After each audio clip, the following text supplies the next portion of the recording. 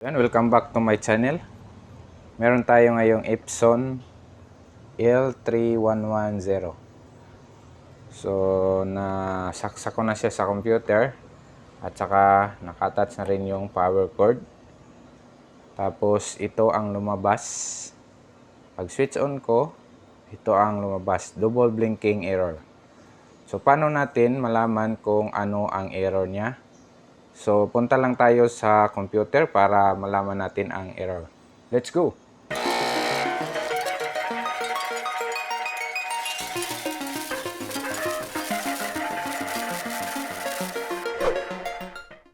So, dito sa computer, punta lang kayo dito sa print. Tapos, hanapin nyo yung printer mismo.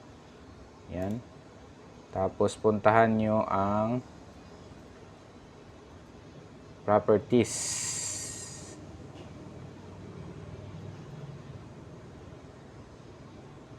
Ayan, punta kayo dito sa properties. Tapos, maintenance. Click nyo yung Epson status monitor. Ito. Ayan. So, pagka-click nyo yan, may lalabas na window. So, sabi dito, ready. It is ready to print. So, walang error na sinasabi dito. Pero dito sa printer, meron siyang continuous blinking kasama ang power. Power at saka ito. So, maybe alamin natin pag babuksan na natin itong printer kung ano ang sira. Pero bago yon, mag-test print muna tayo. So, kung makaka-print to siya, so malamang ang problema nito ay scanner. So ito na printer kasi, Epson L3110, kahit sira ang scanner, ay makaka-print ka pa rin. So, try natin kung makaka-print ba tayo. So, lagyan ko lang ng papel. So, yan dito sa printer. Mag-test print tayo para malaman natin. Yun. Yan, tinanggap niya ang papel. So, positive tayo na scanner yung sira. So, yan, di ba? At saka, meron ding sira sa head niya. Oh, walang block. So, ito ngayon ang i-repair natin. So, i-repair natin ay itong scanner. So, bago natin i-repair yung ink. Kasi walang black. Oh. Tsaka yung yellow, nagka-green na. Nagiging green, yellow, cyan, at saka red to. Magenta. So, yan. Let's proceed sa troubleshooting. Buksan muna natin yung printer. So, yan. Buksan na natin ang printer. So, may dalawang bolt ito dito. Isa, dalawa. So, pero ito wala na. Wala nang bolt. Yan. Posible na buksan na to. So, first nating i-check ay ang scanner. So, try mo na yung tingnan ang scanner. So, bago nyo buksan yung mga flakes. Kasi kadalasan pag ganitong error ay nabubunot lang yung mga flakes niya. Ayan, ito. Ayan. Itong isa. So, yan, nabubunot. Ayan, sure ako nabunot lang to. So, paano to ibalik? So, buksan nyo tong side na to. Ito, tanggalin nyo. Para maibalik tong, sorry po, may aso dito. Paano to nyo ibalik? So, buksan natin tong side na to. Para madali nating maikabit to. So, sure ako ito lang ang problema niya. So, kadalasan kasi pag open ng mga scanner, nabubunot to. Tsaka ito. Ayan, ito. So, itong flex na to ay para sa control panel. Dito. So, switch off muna natin ang printer para buksan natin tong side na to. Ayan, switch off natin. So, kunin nyo yung USB wire kasi naka-attach yan sa board. Di matatanggal tong cover. So, madali lang to itanggal.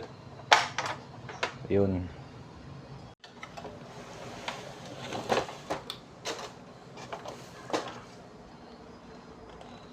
So, pag magtanggal nito, ano mo lang sa taas, hilahin sa taas, tapos hilahin papunta sa'yo. So, yun lang. Mas madali lang magtanggal. Diba? Tapos, silipin nyo yung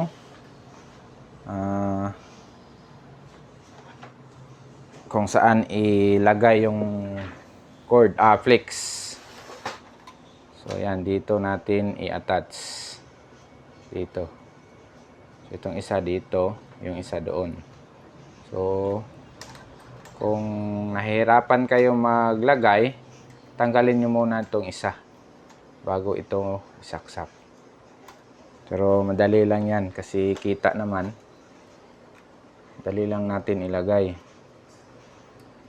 O gumamit kayo ng clip para di kayo nahihirapan.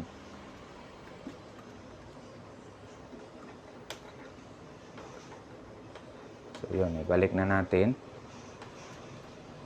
Diba? So napakadali lang. So ngayon, i-try natin to i-switch on kung meron pa ba ang error niya. Yung dalawang blinking dito sa error indicator niya.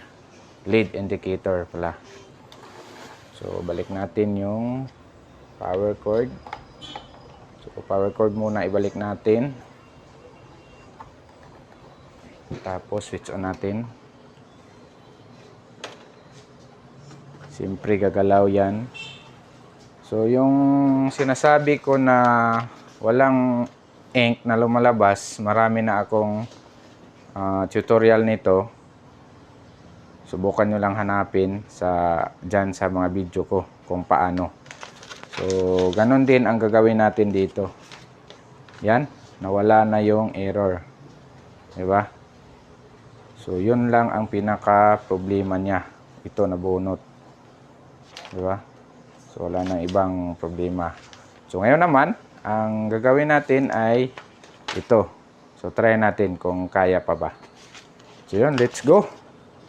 Yan. So una nyong gawin ay kumuha kayo ng sirens. Ito. Tsaka tissue. Kapirasong tissue lang. Yan, tissue.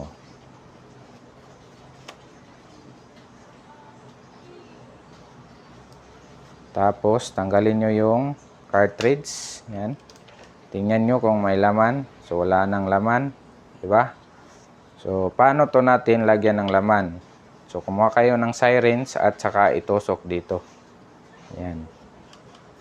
So, itong tissue, pang punas to. Yan. Tusok nyo dito. At saka hila. Yan, diba? Lumalabas yung ink. Yan lang. Yan lang kadali. Para ma-refill natin yung ink dito. Pagkatapos, yan, may ink na rin dito. So, dagdagan pa natin to konti. Konti lang.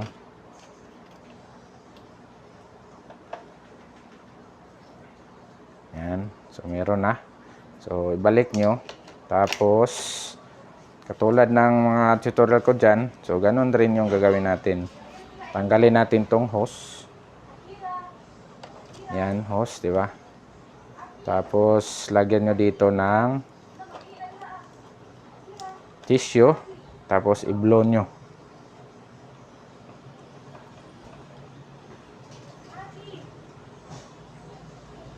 Yan, konti lang. Huwag nyo i-force. Yan, di ba? So, itong tissue, purpose nito, para pang punas lang. Tapos, balik. Wag mo na kayong mag-cleaning kasi ang cleaning ay nakakasira ng printer head. Palagi kayong mag-cleaning. Iwasan nyo mag-cleaning palagi. So, kung di nyo kaya ang ganitong trabaho, ay dalhin nyo na sa expert kasi baka magka-error pa ng magka-error ng malaki yung printer nyo. So, yun. So, switch on natin at saka mag-test print tayo uli.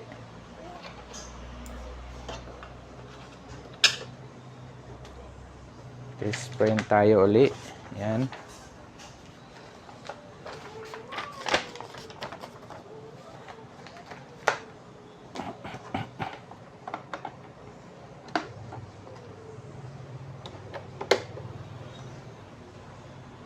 So, yun. Switch on.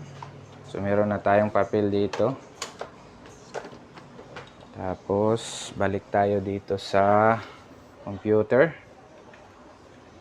Ayan. Print tayo. Ayan, tingnan natin kung meron na bang black. Diba? Kita nyo, meron ng black. So, yung gray na yan, hayaan nyo na lang hanggang sa maubos yung nakamix na ink. So, posible kasi to dahil green, may na-mix na cyan. So, hayaan nyo lang yan hanggang sa mawala. Mag-print kayo ng maraming yellow. So, di ba? Mayroon ng black. So, yun. So, another naman printer ang naayos natin. So, sundan nyo lang mga DIY. So, kung nagustuhan nyo yung video ko, please don't forget to like and subscribe my channel.